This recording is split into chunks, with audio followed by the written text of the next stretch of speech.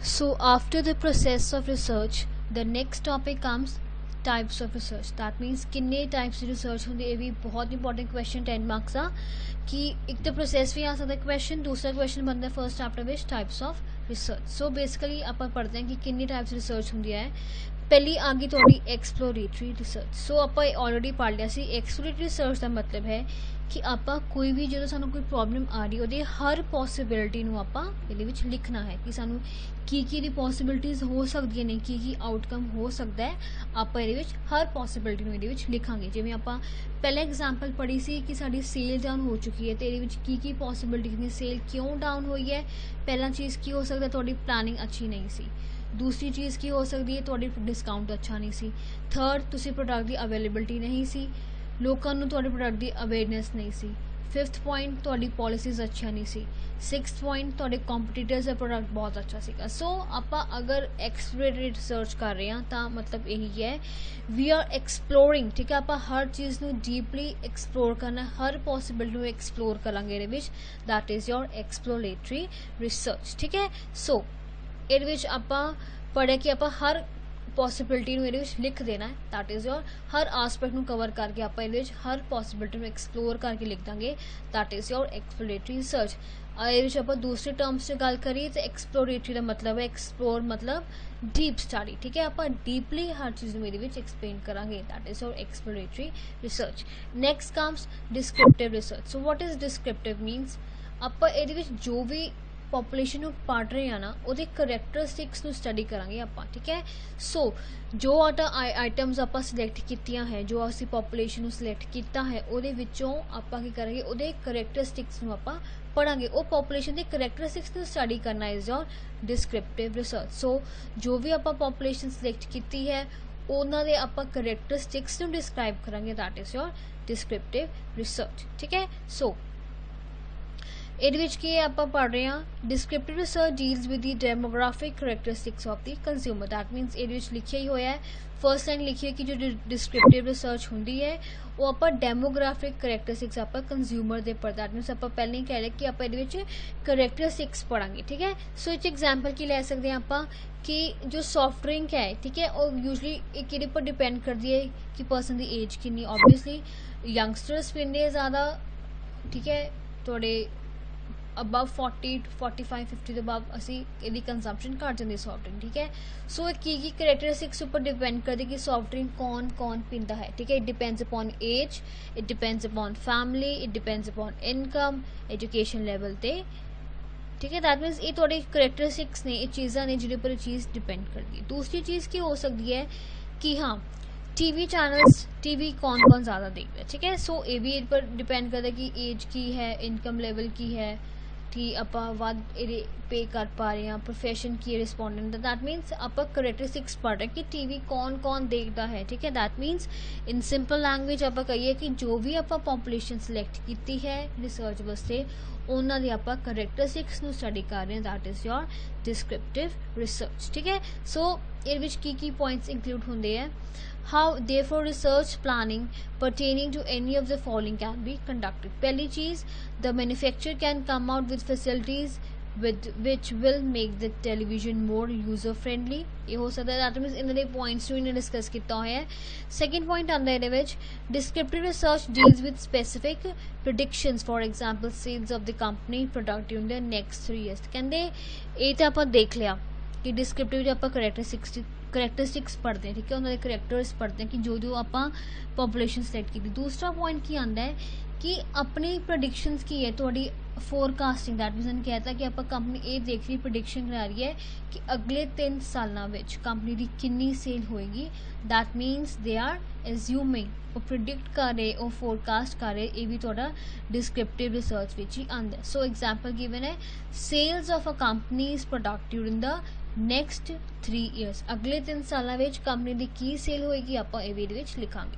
Next, descriptive research is also used to estimate the proportion of population who behave in a certain way. That means ਆਪਾਂ ਇਹਦੇ ਵਿੱਚ ਇਹ ਵੀ ਪੜ੍ਹਦੇ ਹਾਂ ਕਿ ਇੱਕ particular group of persons, particular age group ਦੇ person ਇਸ ਵੇ ਵਿੱਚ ਹੀ, ਇਸ certain behavior ਇੱਦਾਂ ਹੀ ਕਿਉਂ ਬਿਹੇਵ ਕਰਦੇ ਆ ਸਾਰੇ, ਆਪਾਂ ਉਹ ਵੀ ਇਹਦੇ ਵਿੱਚ ਰਿਸਰਚ ਵਿੱਚ ਪੜ੍ਹਦੇ ਹਾਂ. ਠੀਕ ਹੈ, ਐਗਜ਼ਾਮਪਲ ਦੇ ਤੌਰ 'ਤੇ ਲਿਖਿਆ why do middle income group go to food world to buy their product? That means सारे मिडिल क्लास इनकम ग्रुप ਦੇ ਲੋਕੀ ਫੂਡ ਵਰਲਡ ਵਿੱਚ ਕਿਉਂ ਜਾਂਦੇ ਆ? ਠੀਕ ਹੈ, ਓਬਵੀਅਸਲੀ ਕਹਿ ਸਕਦੇ ਹਾਂ ਕਿ ਉੱਥੇ ਕੁਆਲਿਟੀ ਅੱਛੀ ਮਿਲਦੀ ਹੈ with reasonable rates. That means ਇਹ ਵੀ ਥੋੜਾ ਰੀਜ਼ਨ ਹੋ ਸਕਦਾ। ਤਾਂ ਆਪਾਂ ਇਹ ਚੀਜ਼ ਨੂੰ ਪੜ੍ਹਨ ਵਾਸਤੇ ਆਪਾਂ ਡਿਸਕ੍ਰਿਪਟਿਵ ਰਿਸਰਚ ਕਰਦੇ हैं। So basically what is descriptive research? ਇਹਦੇ ਵਿੱਚ ਇਹੀ ਹੈ ਕਿ ਆਪਾਂ ਇਹਦੇ ਵਿੱਚ ਲੋਕਾਂ ਦੀ ਡੈਮੋਗ੍ਰਾਫਿਕ ਕਰੈਕਟਰਿਸਟਿਕਸ ਪੜ੍ਹਦੇ ਹਾਂ, ਉਹਨਾਂ ਦੇ ਕਰੈਕਟਰਿਸਟਿਕਸ ਬਾਰੇ ਪਤਾ ਲੱਗਦਾ ਸਾਨੂੰ। ਦੂਸਰੀ ਚੀਜ਼ ਇਹ ਹੈ ਕਿ ਆਪਾਂ ਇਹਦੇ ਵਿੱਚ ਸਪੈਸੀਫਿਕ ਪ੍ਰੈਡਿਕਸ਼ਨਸ ਕਰ ਪਾਉਂਦੇ ਹਾਂ, ਮਤਲਬ ਫੋਰਕਾਸਟਿੰਗ ਕਰ ਪਾਉਂਦੇ ਹਾਂ ਕਿ ਆਉਣ ਵਾਲੇ ਟਾਈਮ ਵਿੱਚ ਉਹ ਚੀਜ਼ ਕਿਵੇਂ ਹੋਏਗੀ। ਐਂਡ ਥਰਡ ਵੇ ਆਪਾਂ ਇਹਦੇ ਵਿੱਚ ਇਹ ਪੜ੍ਹਦੇ ਹਾਂ, ਸਾਨੂੰ ਇਹ ਪਤਾ ਲੱਗਦਾ ਹੈ ਕਿ ਇੱਕ ਜੋ ਪ੍ਰੋਪੋਰਸ਼ਨ ਆਫ ਜੋ ਪੋਪੂਲੇਸ਼ਨ ਹੈ ਉਹ ਇੱਕ ਪਰਟੀਕੂਲਰ ਵੇ ਵਿੱਚ, ਇੱਕ ਸਰਟਨ ਵੇ ਵਿੱਚ ਹੀ ਕਿਉਂ ਇੱਦਾਂ ਬਿਹੇਵ ਕਰਦੇ, ਆਪਾਂ ਇਹ ਵੀ ਡਿਸਕ੍ਰਿਪਟਿਵ ਵਿੱਚ ਪੜ੍ਹਦੇ ਹਾਂ।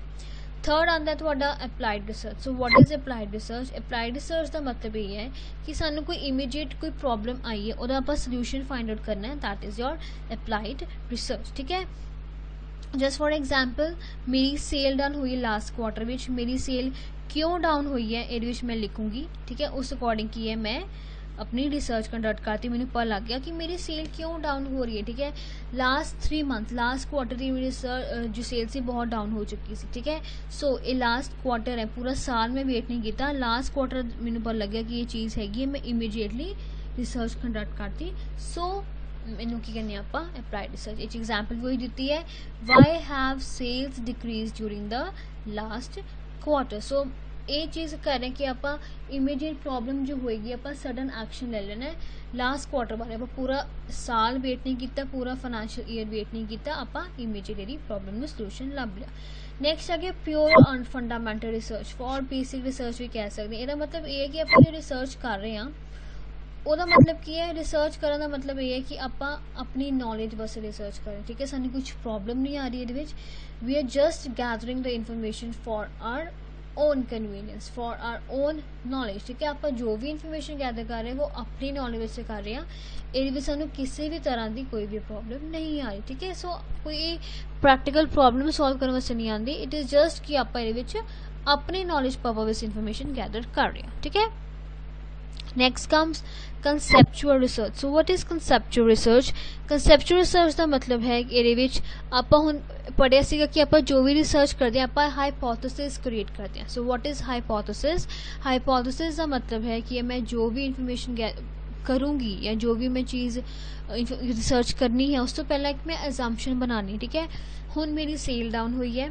ठीक है, सेल डाउन हो चुकी है, मैनू ये नहीं पता सेल मैनू मेरी खुद की इंटेंशन नहीं कह रही है कि मेरी सेल इसलिए डाउन हुई है बिकॉज मे बी कस्टमर ਨੂੰ ਮੇਰੇ ਪ੍ਰੋਡਕਟ ਬਾਰੇ ਨੌਲੇਜ ਨਹੀਂ ਸੀਗੀ। ਠੀਕ ਹੈ, ਜਾਂ ਮੈਨੂੰ ਇਹ ਅਜ਼ੰਪਸ਼ਨ ਲੱਗੀ ਕਿ ਮੇਰੀ ਪ੍ਰੋਡਕਟ ਥੋੜੀ ਸੀ ਕੁਆਲਿਟੀ ਅੱਛੀ ਨਹੀਂ ਸੀ। ਠੀਕ ਹੈ, ਇਹ ਮੇਰੀ ਅਜ਼ੰਪਸ਼ਨ ਕਹਿੰਦੀ ਹੈ। ਠੀਕ ਹੈ, ਮੈਨੂੰ ਕੋਈ ਐਕੂਰੇਟ ਨਹੀਂ ਪਤਾ ਡਾਟਾ ਕਿ ਰੀਜ਼ਨ ਕੀ ਸੀ ਇਹਦੇ ਵਿੱਚ। ਮੇ ਬੀ ਮੇਰੀ ਪ੍ਰੋਡਕਟ ਦਾ ਵੀ ਡਿਸਕਾਊਂਟ ਮੇਰਾ ਪ੍ਰੋਡਕਟ ਲੋਕਾਂ ਨੂੰ ਮਹਿੰਗਾ ਲੱਗ ਰਿਹਾ ਹੋਵੇ, ਬਟ ਮੈਨੂੰ ਸਿਰਫ ਇਹੀ ਲੱਗਿਆ ਕਿ ਮੇਰਾ ਪ੍ਰੋਡਕਟ ਦੀ ਸੇਲ ਇਸ ਲਈ ਡਾਊਨ ਹੋਈ ਹੈ कि मेरे प्रोडक्ट की लोगों को अवेयरनेस नहीं सी। ठीक है, मैं ये चीज़ सोच के रिसर्च कंडक्ट करनी शुरू करती। ठीक है, हूँ जो मैं चीज़ सोची सी कि मैनू मेरे प्रोडक्ट की कस्टमर अवेयरनेस नहीं है, ये चीज़ तो मैं अप्रूव करूँगी या डिसअप्रूव, जो मेरी एग्जाम्पशन से वो सही सी कि नहीं सी, वो मैं ये रिसर्च करके पता लगेगा कि मैं जो एग्जाम्पशन बनाई सी, ठीक है, वो सही सी कि नहीं सही सी। ठीक है, सो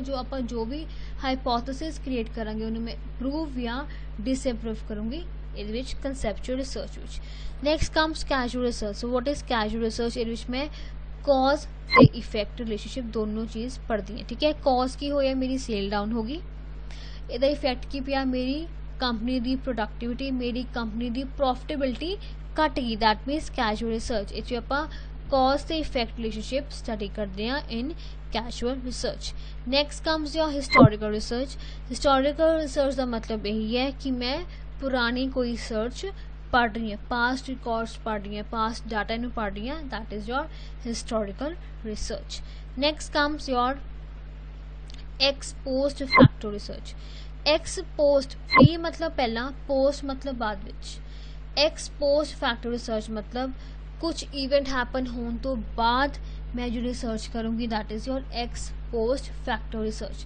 सो लेट्स टेक एन एग्जाम्पल के तौर पर पढ़िए कि मैं किसी पर्सन का उत्ते एक्सीडेंट हो गया। ठीक है, एक्सीडेंट होने तो बाद मैं उत्थे देखांगी इन रिसर्च करूँगी कि एक्सीडेंट किवें होया सी या ਉਹਦੇ ਨਾਲ ਬਾਕੀ ਨੂੰ ਕਿੰਨਾ ਇਫੈਕਟ ਪਿਆ that is your ex post facto research that means दूसरी एग्जाम्पल है ये एक region which particular area which earthquake आ गया ठीक है इवेंट हैपन हो चुका है अर्थक्वेक आ गया हुण उस तो बाद मैं रिसर्च करूँगी कि उस अर्थक्वेक नाल ठीक है किन्नी चीज़ों ਨੂੰ इफेक्ट ਪਿਆ किन्नी लोगों की डेथ हुई किन्ने लोग इंजर होए या नुकसान किन्ना होया दैट मीनस पोस्ट मतलब एक इवेंट हैपन होने तो बाद जो चीज़ होंगी है उन्होंने कहने आप exposed factor research next comes action research so what is action research मतलब कि मैं एक चीज़ का डायरैक्ट एक्शन ले रही हूँ ठीक है एग्जाम्पल के तौर पर करा कि मैं कोई प्रोडक्ट लॉन्च करना है प्रोडक्ट लॉन्च में की कितना लॉन्च करने के बाद मैं प्री टेस्टिंग एक पर्टिकुलर एरिया में प्रोडक्ट